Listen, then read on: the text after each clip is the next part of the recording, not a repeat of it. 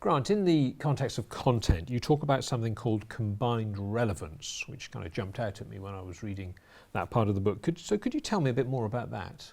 Yes, so combined relevance is really a media technique which takes what you do and makes it more relevant to your audience. So I'll give you an example. It's about what's going on in the wider world that will be engaging your community at any one time. So you take something big like the World Cup of football or the Olympics. Your community might be accountants, but by definition, some of those accountants will be watching the Olympics. So if you were a recruitment agent, you said what we can learn about talent management from the Olympics, straight away you're making something relevant for an audience by combining it with something they're currently interested in.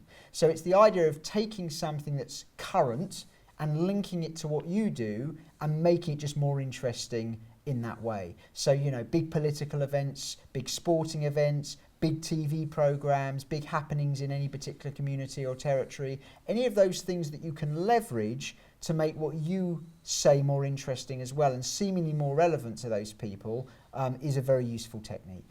I can see a few obvious pitfalls here though, because, I mean, for a start, you might kind of have to use a bit of a crowbar to make, because there's some great event, the Olympics or whatever, and you're desperate to kind of write about it in your blog, and it kind of comes across as a bit forced. I mean, presumably you've got to be pretty careful about how you use it. You're absolutely right. So you've got to be pretty careful that A, it's not forced, and B, it's not tired. So I'll give you an example of where it wasn't forced. I worked with a car loan company, and during European Championships, we did sort of the best cars in different countries versus each other. So if France were playing Germany, you might do Renault versus Mercedes or something. And it was kind of a bit of fun. It was a bit flippant, but it worked very nicely, and there was a relevance to it.